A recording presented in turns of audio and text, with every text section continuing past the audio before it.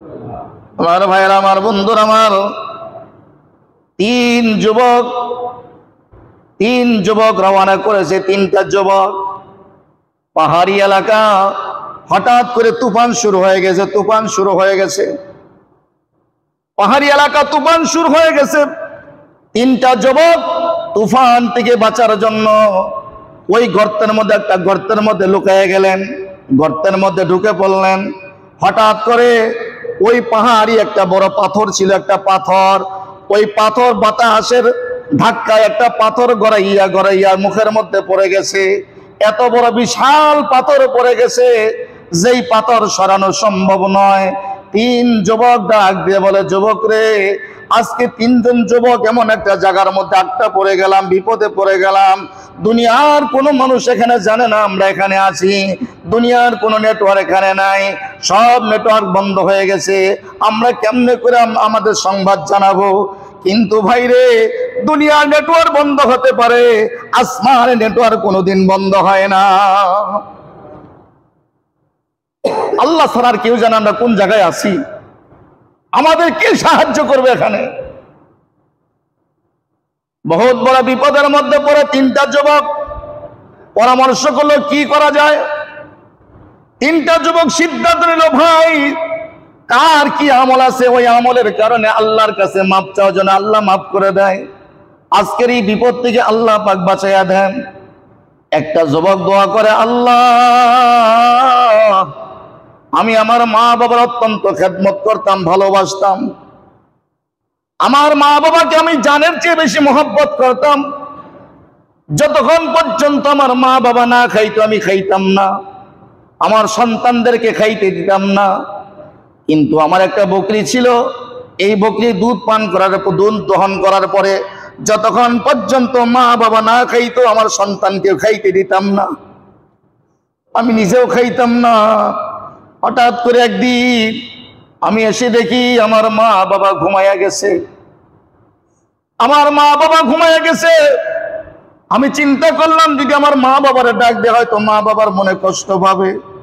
কিন্তু আমার বাচ্চাগুলো ক্ষুধার যন্ত্রণায় কাঁদতেছে। কিন্তু ওই যে আমার মা বাবাকে না খাওয়ান পর্যন্ত আমার বাচ্চাদেরকে আমি দুধ দেই না, আমি নিজেও খাই না।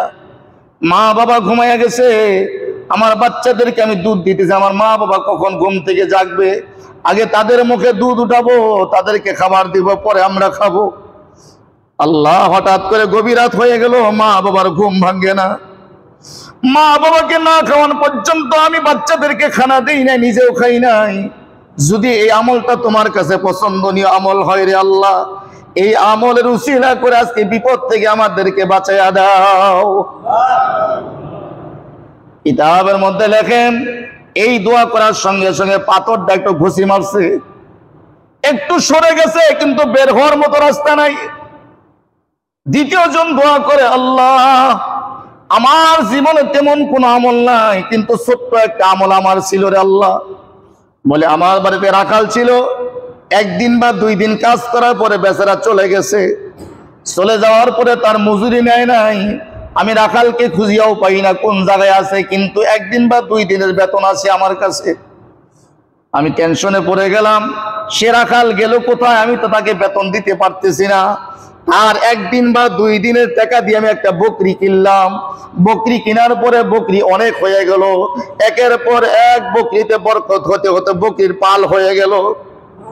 অনেক দিন পরে যুবকটা এসে বলে, ভাই, আমি তোমার কাছে সামান্য করে টাকা পাইতাম, যদি দিতেন ভালো হইতো। আমি বললাম, যুবক রে, এই যে বকরির পাল দেখতেছ সব তুমি নিয়ে যাও। শ্রমিক বলে, দিবেন না আবার মস্কারি করেন কে? না দিলে না করে দেন, বকরি পাল নিব, এটা আমার সাথে মস্কারি করতে সামান্য করে টাকা পাই, আর বকরি পাল নিতে বলতেছে। এবার মালিক ডাক দিয়ে বলেন, ও ভাই, এই বকরির পাল তোমার, এর মধ্যে কোনো সন্দেহ নাই। তুমি যখন আমার কাছে সামান্য কিছু টাকা রেখে চলে গিয়েছিলে, আমি তোমার অনেক খোঁজাখুঁজি করছি, তোমারে পাই নাই। তোমার ওই টাকা দিয়ে একটা বকরি কিনছিলাম, ওই বকরির মধ্যে আল্লাহ পাক রব্বুল আলামিন এমন বরকত দান করেছে, তোমার এক বকরি থেকে বকরির বিশাল পাল হয়ে গেছে। ও ভাই রে, তুমি সব নিয়ে যাও। আল্লাহ, আমি ওই টাকাগুলো খাইতে পারতাম, আত্মসাৎ করতে পারতাম, কিন্তু আমি শ্রমিকের উপকার করেছিলাম, তার পুরো একটা পাল আমি দিয়ে দিয়েছিলাম।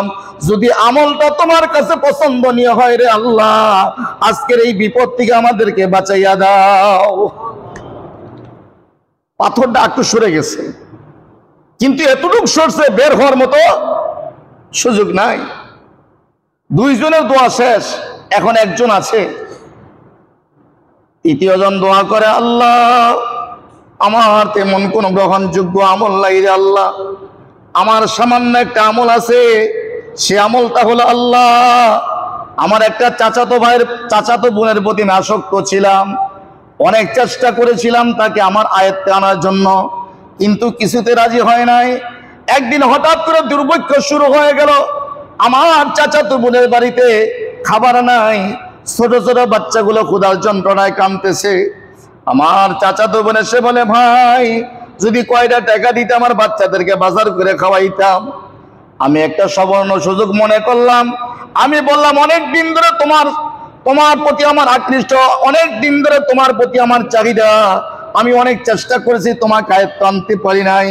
আমি তোমাকে টাকা দিতে পারি, যদি আমার এই প্রস্তাবে রাজি হয়ে যাও তাহলে তোমাকে টাকা দিতে পারি। এবার বোন বাচ্চাদের দিকে তাকাইয়া, বাচ্চারা ক্ষুধার যন্ত্রণায় কাঁদতেছে, বাচ্চাদের মুখের দিকে তাকাইয়া এই কুপ্রস্তাবে রাজি হয়ে গেল। এবার যখন আমি আর চাচাতো বোন নির্জন জায়গায় চলে গেলাম, এবার যখন আমার খায়েশ পুরা করব, ওই বিশেষ মুহূর্ত আমি তাকায় দেখি আমার চাচাতো বোনরা থর থর করে কাঁপতেছেন। আমি জিজ্ঞাসা করলাম, বোন তুমি এরকম কাঁপো কেন? আমার চাচাতো বোন বলতেছে, ভাই রে, আজ পর্যন্ত আমার সতীত্ব নষ্ট করি নাই, আজ পর্যন্ত কোনোদিন অন্যায় করি নাই, আজকে বাচ্চাদের মুখের দিকে তাকে আমার ইজ্জত চলে যায়, আমি আল্লাহর ভয়ে কাঁদতেছি, আমি আল্লাহর সামনে আমার চেহারাটা আমি কেমনে দেখাবো? আল্লাহ, আমি আমার চাচাতো বোনের মুখের দিকে তাকাইয়া আমি ওই মুহূর্ত আমি তাকে ছেড়ে দিয়েছিলাম, আমি তার ইজ্জত নষ্ট করি নাই। যদি আমলটুক তোমার কাছে পছন্দনীয় হয় রে আল্লাহ, আজকের এই বিপদ থেকে আমাদেরকে বাঁচাইয়া দাও। বলে পাথরটা লাফ দিয়ে এতটুকু দূরে সরে গেছে, তিনজন যুবক নিরাপদে বের হয়ে গেছে। আমলটা কি? একটা হলো মা বাবার খেদমত, 2 নম্বর হলো আমানত, গরিবের আমানত, 3 নম্বর হলো নিজের সতীত্বের হেফাজত। আজকে আমরা মানুষকে যত ঠকাইতে পারি, শুধু ঠকানোর ধান্দায় আছি। ও ভাই, আমানত যেমন একটা জিনিস, আল্লাহ তাআলা বলেন মুমিনের বৈশিষ্ট্য হলো আল্লাযীনা হুম লিআমানাতিহিম ওয়া হাদিহিম রাউন। মুমিন কোনোদিন আমানতের খিয়ানত করতে পারে না। এই আমলগুলোকে আমাদের থাকা দরকার কিনা বলেন? এই জন্য আল্লাহর ভয় যার কাছে আছে, যতই নির্জন স্থানে চলে যাক, দুনিয়ার কেউ দেখে না, আমার আল্লাহ দেখতেছে। এ দেখতেছেন ভাই? আল্লাহরে ফাঁকি দেওয়া যায়? দুনিয়ার সব ফাঁকি দেওয়া যায়, কিন্তু আল্লাহর ফাঁকি দেওয়া যায় না। আল্লাহ তাআলা বলে, আল্লাহু আলিমুম বিযাতিস সুদূর, আমি আল্লাহ তাআলা বান্দার সিনার খবরও জানি। এই জন্য ভাই আল্লাহ তাআলা বলে, ইয়া আইয়ুহাল্লাযীনা আমানুত্তাকুল্লাহ হাক্কা তুকাতিহি ওয়া লা তামুতুন্না ইল্লা ওয়া আনতুম মুসলিমুন। হে ঈমানদাররা, আমি আল্লাহকে ভয় করার মতো ভয় করো, তোমরা মরিও না যতক্ষণ পর্যন্ত মুসলমান না হও। তাহলে আমরা ভাই কতটুকু মুসলমান হয়েছি এখন হিসাব লাগা, যে আমরা কতটুকু মুসলমান হইতে পারছি। আমরা আমানতের ব্যাপারে কতটুকু হেফাজত আছে, আমাদের চরিত্রের ব্যাপারে কতটুকু হেফাজত আছে, আমরা কতটুকু মা বাবাকে সন্তুষ্ট রাখতে পারতেছি। এই দুনিয়া থেকে হিসাব লাগে আমাদের মরতে হবে। আল্লাহ তাআলা বলছেন, না মরিও না যতক্ষণ পর্যন্ত মুসলমান না হও। সংশোধন হওয়ার জায়গা দুনিয়া, এটা হলো সংশোধনের জায়গা, এটা পরীক্ষার হল। দুনিয়াতে কামাই করবা, সংশোধন হইবা, দুনিয়াতে কামাই করবা। আল্লাহ জান্নাতের ভিতরে আল্লাহ পাক নাজ নিয়ামত রেখে দিয়েছেন। দুনিয়া হলো মেহনতের জায়গা, জান্নাত হলো ভোগের জায়গা। দুনিয়াতে কামাই করবা, জান্নাতে ভোগ করবা। আর দুনিয়া মাজরাতুল আখিরা, দুনিয়া হলো আখিরাতের ক্ষেত। দুনিয়া হলো কি ভাই? আখিরাতের কি ক্ষেত। এখানে কামাও। বলে কেমনে কামাইবা? বলে জমিনে একবার সুবহানাল্লাহ বলছো, জমিনে জান্নাতে গাছ হয়ে গেছে। মান কালা সুবহানাল্লাহ, মান কালা আলহামদুলিল্লাহ তামলাআনি মা বাইনাস সামাওয়াতি ওয়াল আরদ। আল্লাহর জমিনে যদি কোনো বান্দা একবার সুবহানাল্লাহ বলে, একবার আলহামদুলিল্লাহ বলে, আসমান এবং জমিনের ফাঁকা জায়গা 500 বছর দূরত্ব আল্লাহ তাআলা নেকি দিয়া ভরিয়ে দেয়। এখানে কামাও, যত বড় কামাও। এটা বলো না এই দুনিয়া মস্ত বড় খাও দাও বলে ফুর্তি করো। নাদানের দল। দুনিয়া কি ফুর্তির জায়গা না কামার জায়গা বলেন ভাই? এ ভাই, এই যে ধান আসতেছে, যারা চকের মধ্যে ধান লাগাইছেন তাদের বাড়িতে ধান আসবে, যারা লাগান নাই তাদের বাড়িতে আসবে। যারা ধান লাগাইছেন, গোসা লাগাইছেন, আগাছা পরিষ্কার করেছেন, সার গোবর ঠিক মতো দিচ্ছেন, সপ্তাহে প্রতিদিন ক্ষেতের কাছে গেছেন, পানি ঠিক আছে কিনা, হ্যাঁ, এই যে পরিশ্রম করার পরে রোদ্রিতে পড়ছেন, বৃষ্টিতে ভিজছেন, দীর্ঘ কয়েকটা মাস পরিশ্রম করার পরে আপনার বাড়িতে সোনালী ফসল আসবে। আর যদি আপনি নাকের মধ্যে চোখের মধ্যে তল দিয়ে ঘুম পারতেন তাহলে কি ফসল আসতো? মরার পরে যা মনে তাই হোক। না না না, এটা বলে ঠিক হবে না। দুনিয়াতে তুমি পরীক্ষার হল, একটা ছাত্র পরীক্ষার মধ্যে যা লেখে সে উপলব্ধি করতে পারে আমার এই নাম্বারটা আসবে। রেজাল্ট বের হওয়ার পরে সে জানে না, সে পরীক্ষার হলে সে উপলব্ধি করতে পারে, হিসাব মিলাইতে পারে আমার এতটুকু নাম্বার আসবে। ঠিক কিনা বলে? এই ছাত্র ভাইরা দুই এক নাম্বারে বেশি দিক হয়, কিন্তু একটা ছাত্র হিসাব করতে পারে আমি কি পাস করব না ফেল করব, আমার নাম্বার কতটুকু আসবে, সেটা ওই রেজাল্ট বের হওয়ার পরে না, সে হলে বসেই বুঝতে পারে। তুমি আমি চিন্তা করো দুনিয়াতে তোমার আমার কি আমলটা আছে, তুমি হিসাব লাগাও, তুমি বুঝতে পারবা তুমি কি জান্নাতি না জাহান্নামী। ওয়াল তানজুরু নাফসুম মা কদ্দামাত লিগাদ। তুমি হিসাব করো আগামীকালের জন্য তোমার কি সঞ্চয় আছে। আজকে দুনিয়ার বাজারে পকেটে টাকা না থাকলে তোমার বাজার আসে না।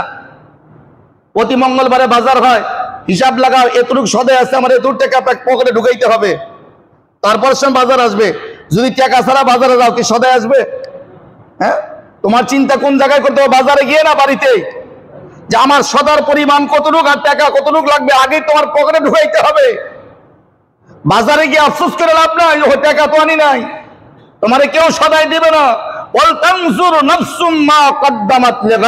তুমি দুনিয়াতে হিসাব করো আখিরাতের জন্য কি আছে তোমার। 30,000 বছর রাস্তা পাড়ি দিতে হবে পুলসিরা, তোমার কি সোয়ারি আছে? হাসরের ময়দানে 40,000 বছর দাঁড়িয়ে থাকতে হবে, অর্ধ হাত উপরে সূর্য আসবে, তোমার কি ছাতা আছে কিনা? নদীর পথে নৌকা চালাও হে মাঝি ভাই, সন্ধ্যা হওয়ার আগে আমি ওপার যেতে চাই। তরঙ্গ ঢেউ, বিশাল দরিয়া, আমার সন্ধ্যা হওয়ার আগে পাড়ি দিতে হবে। তাহলে পাড়ি দেওয়ার আগে আমার চিন্তা করতে হবে নৌকা ঠিক আছে কিনা, মাঝি ঠিক আছে কিনা। আজকে কতটুকু চিন্তা করতেছি আমরা বলে? এই দুনিয়া মস্ত বড়, খাও দাও ফুর্তি করো। হায় রে ফুর্তি, শুধু হাসি আর হাসি, তামাশা আর তামাশা। এমনি কি দিনটা শেষ হয়ে যাবে? কয়েকদিন আগে এই চুলটা কালো ছিল, এই কয়েকদিন আগে এখনো মনে হয় বাচ্চাদের সঙ্গে ওই খেলছি, মেসের খুল খেলছি, এখনো মনে হয় এই কয়েকদিন আগের কথা।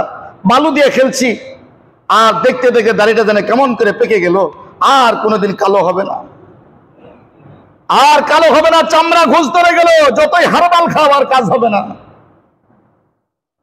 সবারই একদিন আসতেছে ভাই সামনে। এখন আর হাঁটু বেঁকা হয়ে গেছে, সোজা হয় না, হ্যাঁ, কোমর বেঁকা হয়ে গেছে, সোজা হয় না, বসলে উঠতে পারি না, চোখে দেখি না, শরীরটা দুর্বল, দিন যাইতেছে, শরীরটা দুর্বল। কবর আমাকে সামনের দিকে ডাকতেছে, আয় আয় আয়, আর বেশি দিন বাকি নাই। কোন সময় যেন মালাকুল মউত ধাক্কা দিয়ে কবরে ফেলে দেয়। জগাজি লাগানে কি লিয়ে দুনিয়া নিহি হ্যায়, জগাজি লাগানে কি লিয়ে দুনিয়া নিহি হ্যায়, এই বরত কি যা है तमाशा नहीं है, ऐ दुनिया चंद रोजे मेहमानी, कुजा गामन कुजा कारुन कुजा तख्ते सुलाइमानी। তুমি কি তাকাও না? এই মালদারেরা তুমি কি তাকাও না কারুনের দিকে? যেই কারুনের খাজানার চাবি নিতে 70 থেকে 72 উট লাগতো খালি চাবি নিতে। যেই সুলাইমান পয়গম্বর মসজিদ থেকে মাগরিব পর্যন্ত গোটা দুনিয়া বাদশাহী করেছেন সুলাইমান পয়গম্বর, সেও তো আজকে নাই। কারুন নাই, হামান নাই, সাদ্দাত নাই, ফেরাউন নাই, নমরুদ নাই, সব চলে গেছে। তোমার একদিন যেতে হবে। এই হিসাব কি দুনিয়াতে করতে হবে না মরার পরে? ভাই কথা বলে সুবহানাল্লাহ। কি মরার পরে না মরার আগে? মসজিদে কি মরার পরে আসবেন না মরার আগে আসতে হবে? হিসাব লাগাইয়া সবাই হিসাব লাগাইন, কতটুকু করতেছি, আমি কি জান্নাতি না জাহান্নামী? ওই আল্লাহ গাফফার, আল্লাহ রহমান, ওইটার উপর ভরসা করে লাভ নাই। আগে আমল করো। একটা বান্দা যখন, একটা শ্রমিক যখন মালিকের কাজ করে, কাজ করার পরে কাজটা যদি ভালো হয় তখন বেতনও দেয়, কিছু উপরিও দিয়ে দেয়। আর যদি শ্রমিক মালিকের কাজ না করে খালি বিড়ি টানে, এই বেতন দিব? বেতন তো দিবই না। সন্ধ্যার সময় জুতার বাড়িও মিলতে পারে। বেটা তুই আমার কাজটা নষ্ট করছ, অন্য একটা কাম না নিতে পারতাম? শুধু আল্লাহর উপর ভরসা করে বলছে কাজ করতে। আল্লাহ বলছেন এটা এটা করো, কেন আল্লাহ জান্নাত ফ্রি দিবেন? আল্লাহ বলছেন ইন্নাল্লাহা আশতারা মিনাল মুমিনিন আনফুসাহুম ওয়া আমওয়ালাহুম বিআন্না লাহুমুল জান্নাহ। হে বান্দারা, আমি তোমাদের কাছে জান্নাত বিক্রি করছি দুই জিনিসের বিনিময়ে। একটা হলো তুমি জান দিবা, আর একটা হলো মাল দিবা, আমি তোমার জান্নাত দিব। এখানে ফ্রির কথা আছে? ফ্রির কথা নাই যে আমি তোমার জান্নাত ফ্রি দিব। কাজ করবা দুইটা, একটা হলো জান, আরেকটা হলো মাল। দুইটা আমারে দিবা, আমি আল্লাহ খুশি হয়ে তোমার জান্নাত দিব। আল্লাহ তাআলা আমাদের বেশি বেশি আমল করার তৌফিক দান করুন। এই জন্য ভাই নির্জনে বসিয়া কমসে কম 5টা মিনিট 10টা মিনিট সময় একটু চিন্তা করেন যে আমি দুনিয়া আসছিলাম, কি নিয়ে গেলাম, কি করতেছি, কোথায় যাব। আমার আমল বলতে তো কিচ্ছু নাই। আমি সাগর কেমনে পাড়ি দিব, ফুলসিরাত কেমনে পাড়ি দিব, ওই কবরের ভয়াবহ আযাব থেকে আমাকে আল্লাহ কি কেমনে রক্ষা করবেন, আমি কি নিয়ে যাইতেছি, আমার পকেটে তো একটা টাকাও নাই, আমি ঢাকা যাব কেমনে, আমার পকেটে গাড়ি ভাড়া নাই, নাস্তা খরচ নাই, বোর্ডিং ভাড়া নাই, আমি ওখানে কি করব। আজকে ঢাকা গেলে তোমার 1 সপ্তাহ আগে থেকে প্রস্তুতি নাও। বিবিরে বলো কাপড়টা পরিষ্কার করে 1000 টাকা পকেটে ঢুকাও, ঢাকা যাইতে হবে। কেন গাড়ি ভাড়া আছে, আমার নাস্তা খরচ আছে, যদি রাত্রিতে থাকতে হয় হোটেল ভাড়াও আছে। তাহলে কমসে কম আমার পকেটে কয়েক হাজার ঢুকাইতে হবে ভাই। কথা বলে, যদি ঢাকা সফরের জন্য 1000 টাকা তোমার পকেটে ঢুকাইতে হয়, যেই ঢাকা হাইটেই যাওয়া যায়, এই ঢাকা সফরের জন্য তোমার পকেটে 1 সপ্তাহ আগে থেকে প্রস্তুতি নিতে হয়, কাপড় পরিষ্কার করতে হয়, টাকা সংগ্রহ করতে হয়, যাওয়ার আগে 1000 টাকা পকেটে ঢুকাইতে হয়। এই ঢাকা সফর, কবরের সফর কি ঢাকা সফর না এর চেয়ে দূরে? কথা বলে, একদিনের সফর কমসে কম 40,000 বছর। আল্লাহু আকবার। কমসে কম 40,000 বছরের সফর সেটা। সেটার জন্য কি তোমার পকেটে টাকা ঢুকাইতে হবে না? এটা কি শিখাই দিতে হবে তোমাকে? আল্লাহ তোমার দামাক দেয় নাই?